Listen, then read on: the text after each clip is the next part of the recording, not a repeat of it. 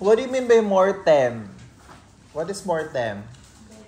Dead. What is post? After death care. Okay. So does CNA clean the patay, the dead person? But sino ba maglilinis? Si Doc? Yung nurse? No, CNA. CNA yan siya. And then, how many of you will do? Only one of you? Or two or three? Four us. Four? Pero yung sa amin kasi sir, yung pag-training namin, siguro may groups. So parang tas ikaw lang mag-isa sa hating gabi.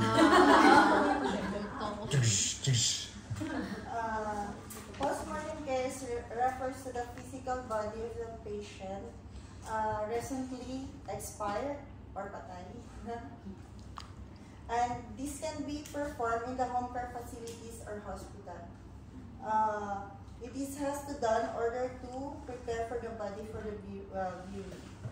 Then there are 3 stages of postmortem care. Okay, stop. Can you tell me the name of the dead body that you know? Ikaw. Anong tawag mo sa dead na body? Tagalog, Chinese? patay. Patay. In your country, how do you call the dead body?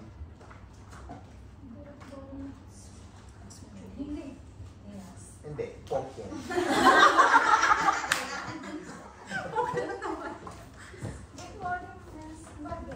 Ha? Morgue? Morgue? Okay. Okay. Bilis, think.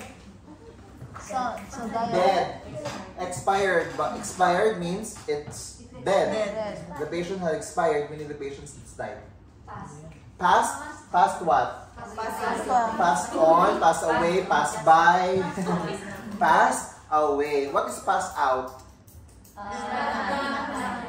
May patient passed out. So passed away. Ano pang ang tawag sa ibang dead body? Bangkay. Bangkay yung Tagalog. Ano pa? Corpse. Corpse? Yeah. Kailan ginagamit ang salitang corpse? Malalim. Okay, what else? Expired. What else? Dead. What else? Bangkay. Ano pa ba? Ha? Deceased. Yes, deceased also. Ano pa ba? Yun lang. Ha? The late. Okay. The late Genevieve.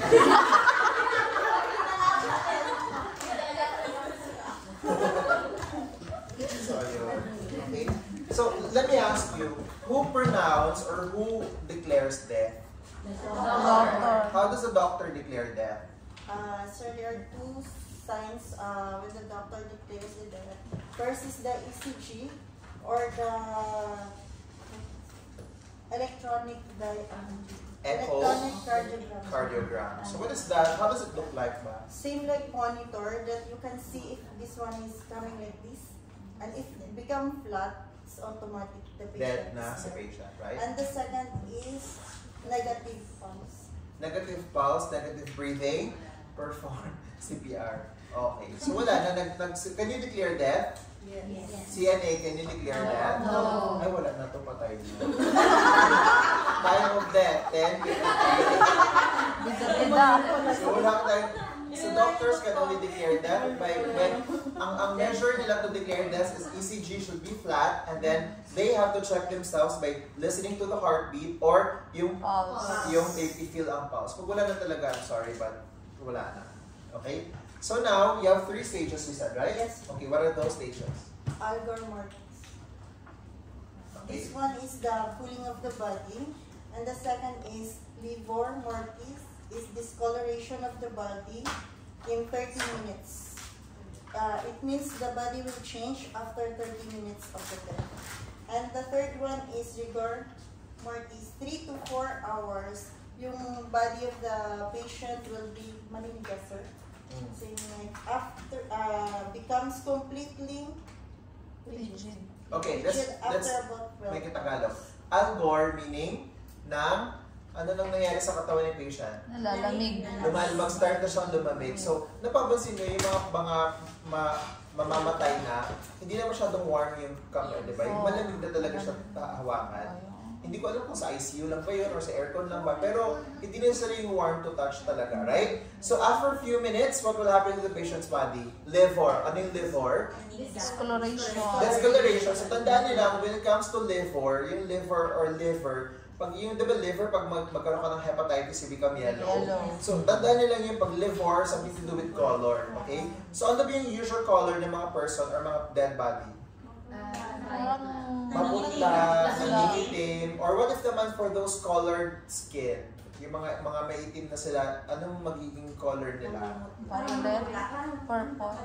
So, naging purple-ish, gano'n. So, after a few more hours, ano nangyari sa katawan ng bangkay? Manigas. Manigas na. So, when do you do post-mortem care?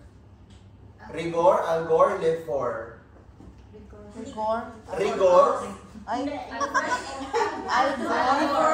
Ha? Algor pa lang, dapat you're already done with your cleaning. How many minutes yung algor? Wala nakasabi. Basta few minutes. That is around few minutes to 1 hour. Dapat makaperform na kayo ng post-mortem care. Kasi rigor na, hala, patay. 10 a.m. pa nag-declare si patient, si doktor. Tapos 4 p.m. mo na siya nabalikan. Ma'am? Tigas.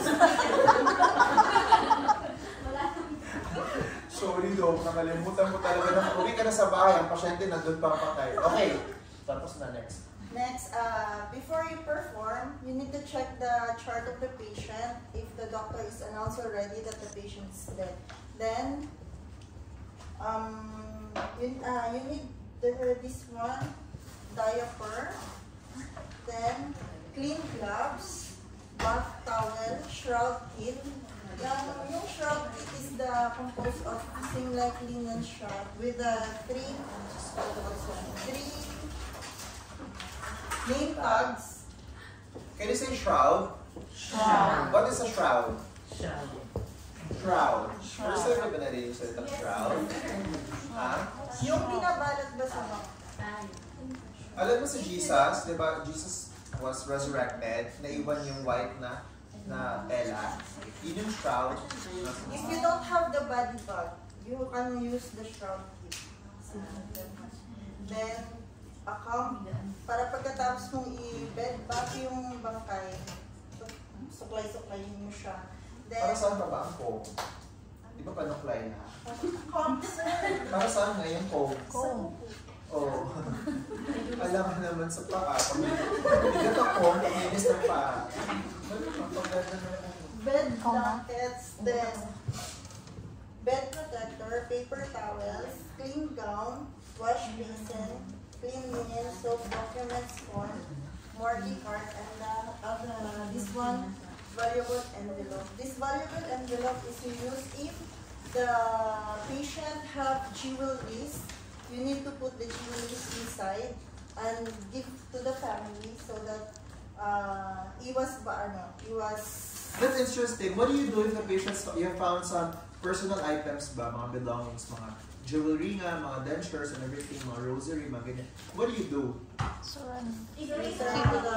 So you put it in the envelope, make sure it's well documented, and then you give it back to the family members. So how do you call the family members? SO. Ano yung SO?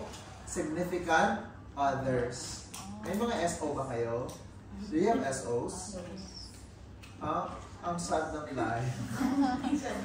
SO guys is somebody yung accompany niyo sa hospital. So if ever you will go hospitalized right now, who will be your SO?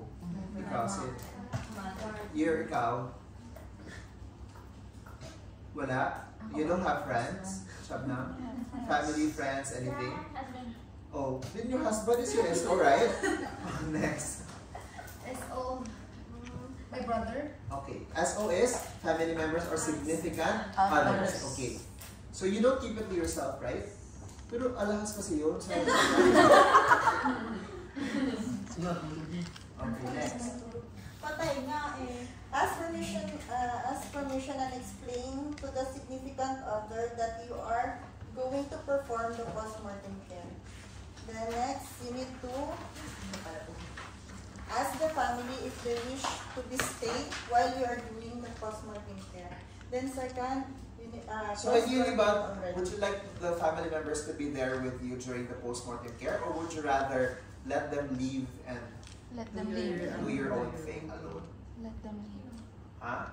So if ever, guys, put it to yourself as part of the significant others who have lost their family members. So if I'm here looking at my mom, like being, everything, naglinis-lis and everything, what would you feel?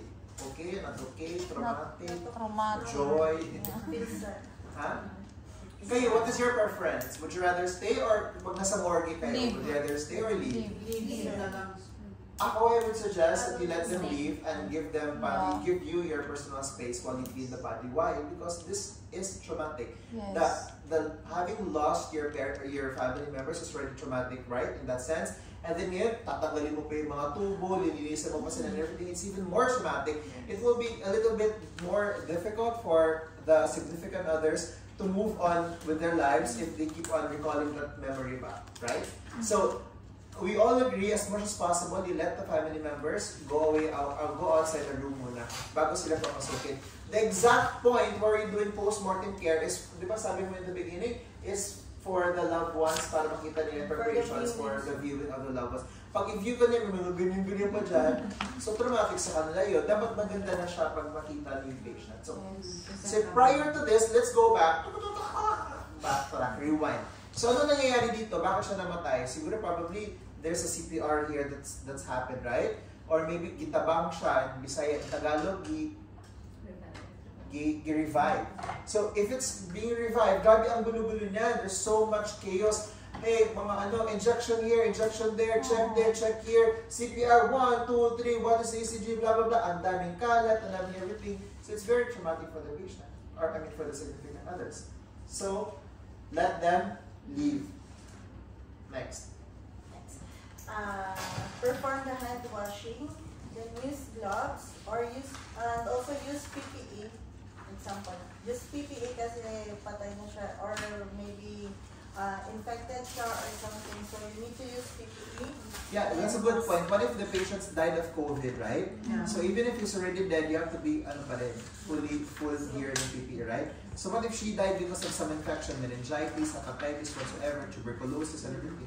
So make sure that you're also safe. Yes. Use also face mask, PPE, and gloves. Now we will start. First, we need to put all the jewelries of the patients for the safety. Yeah, okay. After, lend it to the family or SO so that you are free for the sasabihin nilang ninakaw mo or something. So you give this one to the family. Then after that, if the patient have tubes, same like tubes. Sa ilalim.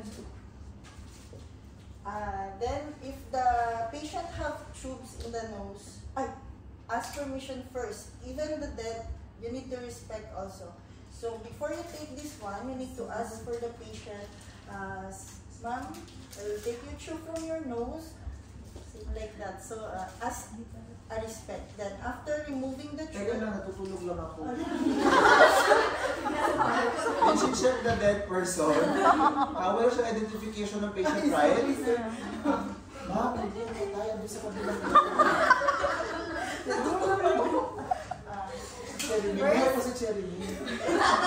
First, you need to check the chart of the... Oo, pero hindi mo check mo ba kung ano pangalan niya? Tanungin mo siya. Hindi, sasagot, sir. Hindi pala. So how do you know that she's the dead person? So, there is a documentation from the doctors. Alright. So, paano mo siya identify? Wristband. Okay. So, pero magpapaalam ka pa rin sa kanya? Mag-introduce ka ba ng pangalan mo sa kanya? So, okay. Then, kunin mo yung yung okay niya. Sir, just ask only permission to take the tubes from the body. Ma'am? Cherry, sir. Kasi tulog na ako dito. Ma'am, I will take your tubes from your body. let's talk about the tubes. Can you tell me what are the different tubes that could be inserted from the patient's body? IV, sir. Ano yung IV? What's IV? Internal. Okay, what else? Oxygen. Okay, what else? From head to toe. Doon, papunta doon sa baba. So, from the nose, ano yung sa nose? NGT. NGT, okay. Then sa dito, may tracheostomy. Sa tracheostomy, you cannot remove it, right? You just cover it with gauze. Okay, what else? Sa Catheter. dextrose or IV, what else? Catheter. Catheter, yes. Pwede may mga wounds sa patients. We call that what? Anong tawag ba doon?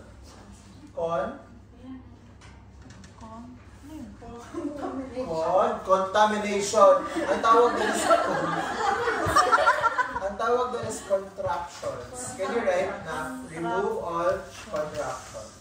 Di mga contractions, mga any insertion na mga ina-insert na mga tubo-tubo sa katawan ni patient. Okay? Okay.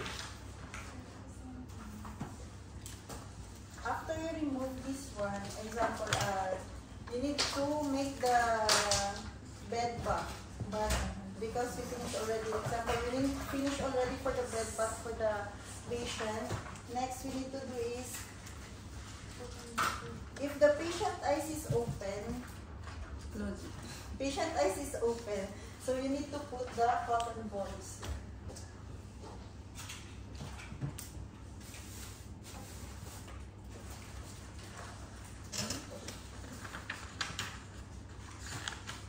Put the cotton balls to the patient eyes, in the ears, in the outer ears, and to secure with tape.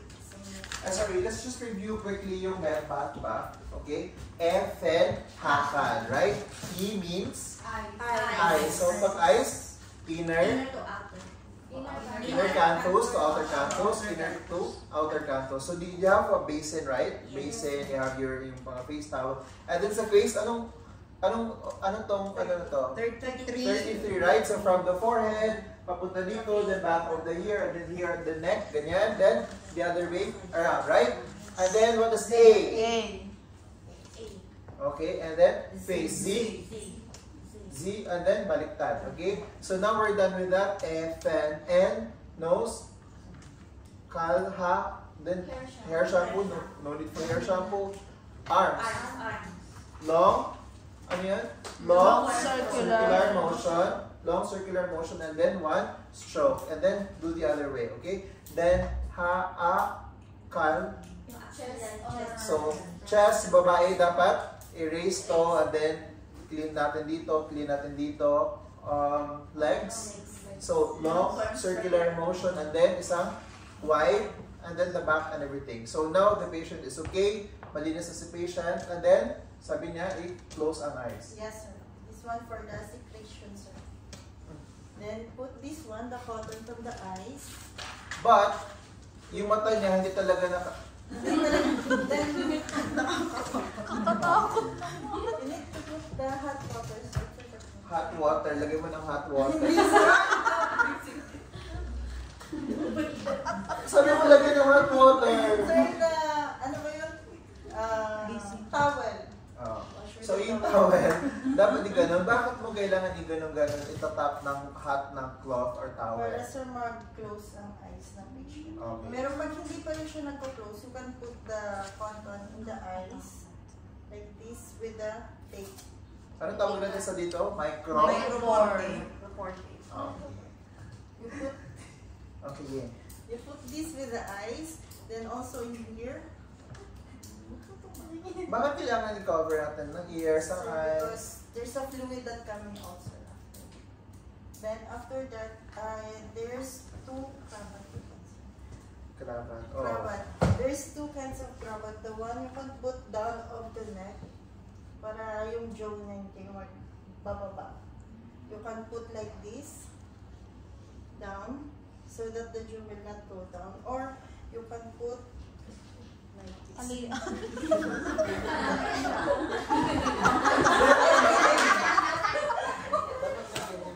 Okay? So, dapat ma-close.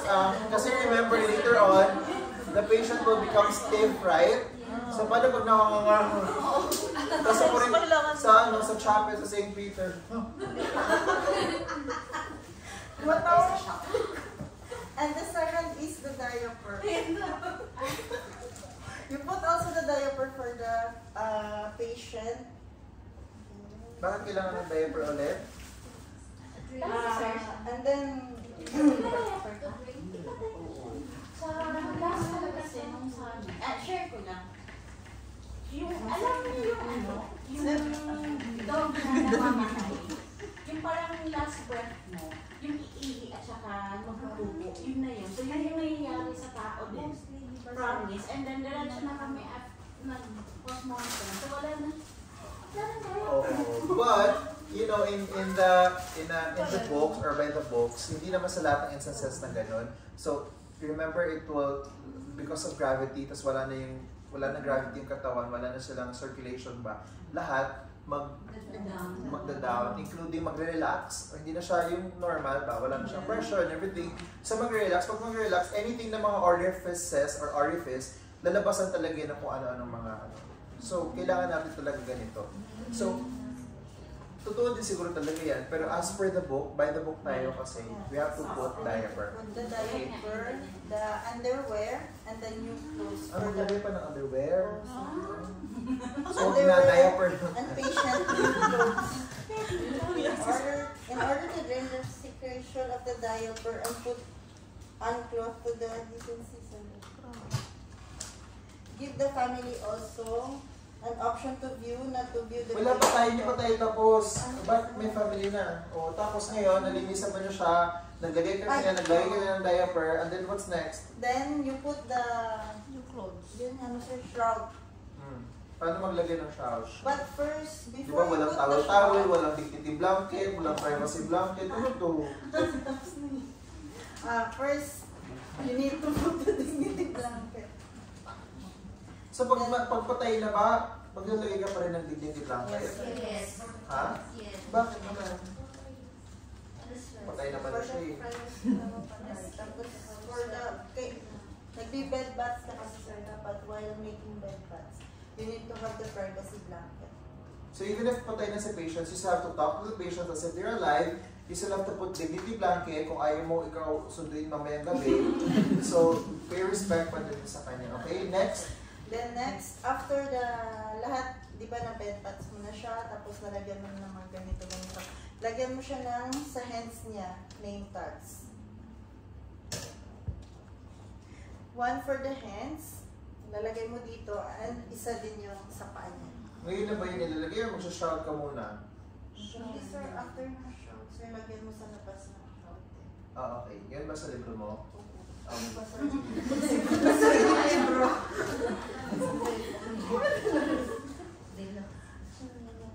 Sige na tuloy. Ito, sa isa. And then, so you have 3 name tags or tags, right? Para, ano nakalagay doon sa name tag? Pangalan sir, tapos kung anong date na namatay siya. Ano pangalan? Pangalan? Date ng Date of birth. Okay. Date of birth. And then Tapos, Time of death? Okay. Sa amin kasi nakalagay dito is pangalan, tirahan, signature, at i-drop mo sa pinakamalapit sa minutes or sa ABS based on other precious Quezon City. Para may chance kayo manalo ng 1 million pesos! Nabuhay ang patay. So, may pangalan, may the name, and then date of birth, and then time of death. Okay. And then, so this is one sa kamay, and the other one is sa paa or sa toes, and then the other one, the third one, ano na siya sir, sa shroud. sa shroud later, once we close the deceased body, we put another one doon sa shroud. Okay. Sir, example ito na shroud. Ito. Wala na siyang dignity. So ngayon si patient may pillow, di ba? Pag natanggal niya yung pillow, sa kabaong na nakagalan siya. Kasi wala na. Dapat naka-flat lang si patient. Wala na siyang pillows. Sana yung tali ka. Pag tali. Oh, pero si Pink, Hindi siya para siyempre wala na ng unang. Pero pwede lagyan na lang natin ang unang yung kabaon niya, di ba? Kasi yung nurse, hindi tinagal. Kasi yung pa may maliit naman na unan. Okay, lusot ka. Okay, ano na? Must be diamond, sir. Oh, diamond daw. Diamond. Okay. Tapos ilalagay siya sa taas. Okay. Paano ba ito siya? Ha? Ilagay siya sa taas, di ba, sir? Hindi, dapat. Ilagay mo muna on one side. Sige, sabay tayo.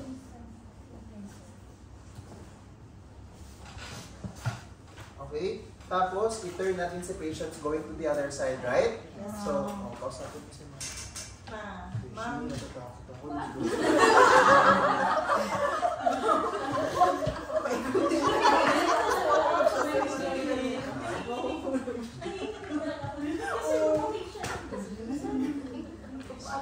Tignan mo, ang ganda ng pasyente, o, diba? Naglagay ko sa Okay, game. Ano to? Kausapin mo si ma'am kasi.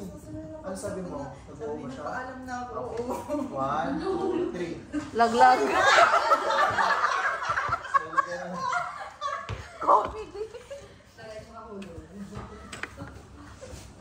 Okay, balik na natin. And then, doon na sa kabila. Tapos, punta na ka sa kabila. Doon mo nahilain. Kasi, ilagay mo si patient pabalik dito, right? Grabe naman, sir. Ayan na. And then, ay sorry. Parang may galit sa may galit siya sa Okay, bakit nakaka-diamond to? Parang suman na babalutin. Okay, game. So, naka-diaper si patients. Kung depende sa procedure ng company ninyo or ng hospital ninyo, sometimes nilalagay ng patient's gown instead of yung kamiseta nyo, yung damit niya ba? Dapat patient's gown, diaper, tapos may mata dito, ilong, ganyan, tapos nakaganito. Okay? Okay? Game. And then, Tapos mabalot. paano magbalot? Ha? Ha? Paano ba magbalot? So, Ganyan. Paano magbalot? Yung sa amin kasi, dalawang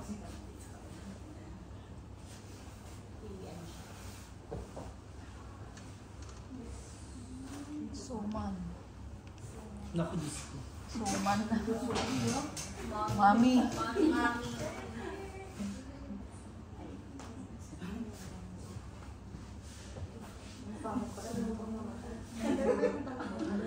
baby.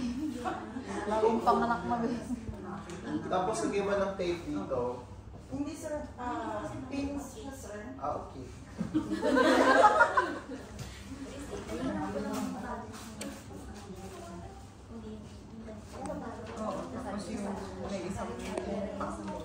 Lalaglag na pala itong cellphone. Ano? Paano yung kamay pala ni patient sa loob? Nasaan ang kamay mo?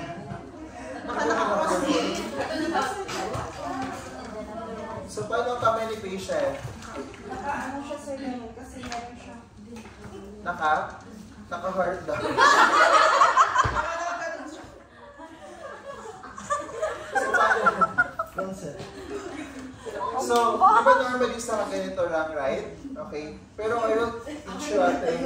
Dapat kasi nakaganito yung kamay ni patient. Nakaganyan. Pero itong thumb, ipasok mo sa loob, tapos ilock mo, para kunwari transport na si patient, hindi siya natatanggal-tanggal. Tapos baka mamaya natanggal na nakaganon na si patient. So dapat nakalock itong thumb niya sa loob. Pag titigas na siya, hindi na matatanggal. Okay? O, hindi na natin problema yan sa morning. Kasi ito, isa dito sa kamay, sabi niya, di ba? Okay?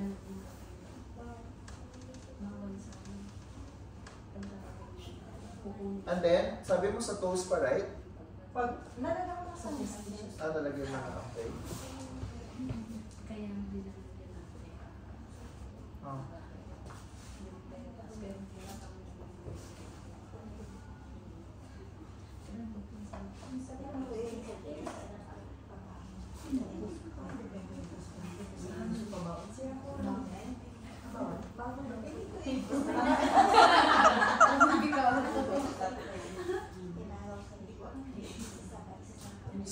Okay, so na-clean mo na, lilipat mo na siya ngayon. Yung last. Yung last, as per sa akin, is ilalagay mo yung body bag. Body bag, right? Sa body bag, di ba may zipper yun?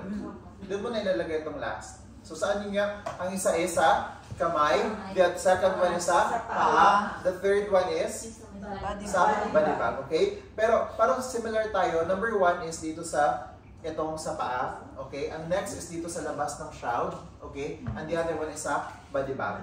So anyway, more or less, depende yan sa procedure ng hospital, but more or less, meron kayong 3 name tags, okay? So ngayon, katawagin mo na sa mga family, pwede na sila mag-check. Linisin mo na lang to and everything, tapos papasokin mo na sila, family members. Sige, tawagin mo na sila. So ngayon, I think it's better na na makita ko na malinis. Okay, so ma'am, tawagin mo na sila.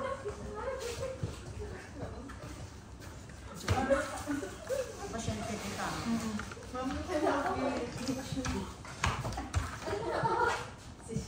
Ba't nakatawa ka?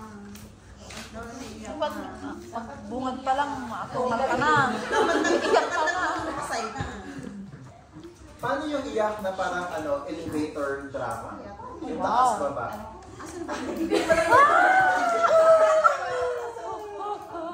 Tatayo, tapos uupo. Tayo po. 1, 2, 3.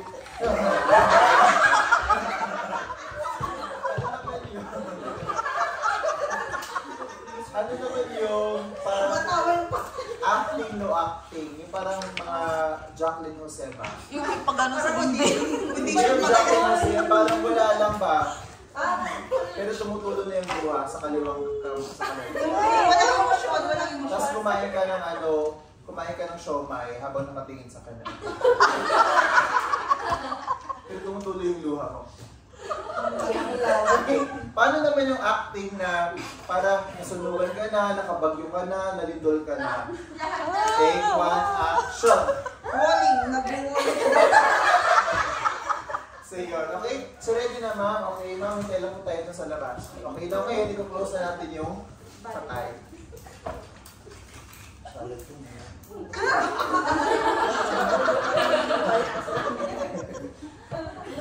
Anong tawag na dito? Shroud. Okay? Tapos, i-tape nyo ng microphone.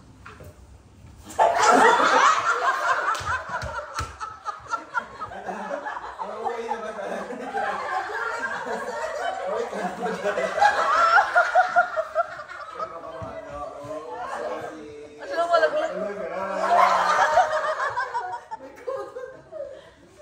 So yun na. Tapos na ba tayo? Are we done? Yes. Okay, then body bag, then Ilalagay clothes. na lang siya sa sa car, papuntang mall. Sa stretcher, papuntang mall.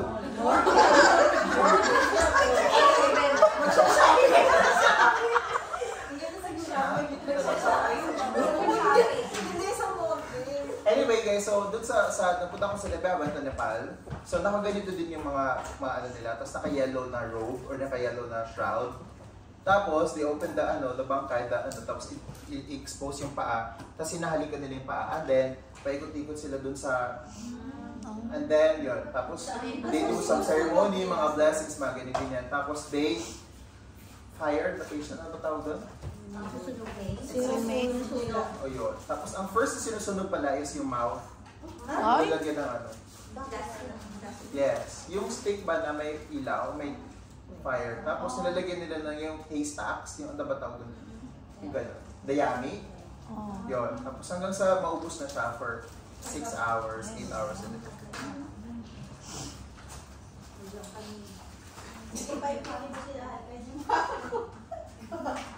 Hindi ka na, baka kasi doon.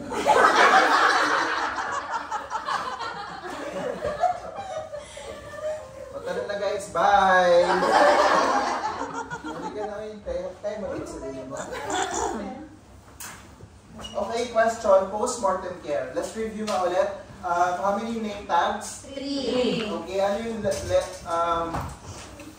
stage ng death? Algor is it's cold, then then livor, the discolor, and then rigor mortis. Okay? Actually, guys, to be honest, there are 7 stages of death until skeletonization. Parang yung sa hospital, sa cemetery, skeleton. Okay? Pa-decompose na, then ma-skeleton na siya. So please do not wait until the patient's already skeleton bago ka pa mag-post-mortem care. But, you know, ang di ko lang nakita actually is yung care. So even if the patient's already dead, you're still parang you're still a CNA, right? And your goal is to still give care even if until the end of life ng patients. So normally in the hospital they give prayers. Nagpe-pray ba kayo over the dead body? Or you don't? Yung sa akin last time, long time back, sir. Kasi ICU yun siya. Parang alam mo yung ano talaga kami sa last time na hinga niya. Yun yung sinasabi ko yung parang... So then in CPR na si patients 1, 2, 3, 4, then the doctor said, okay, stop na. And then, time of death is ngayon, time of death is 4:24. Okay? So, pasok, ano sabi ni Doc?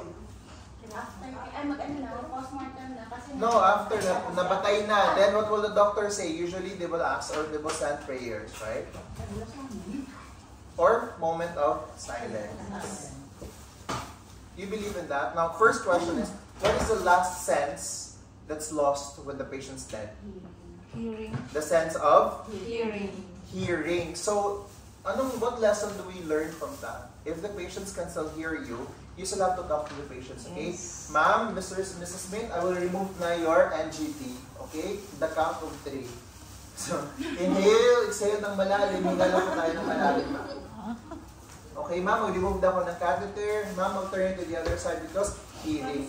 Now, once you're done na, bigyan mo yung mga wish sa kanya.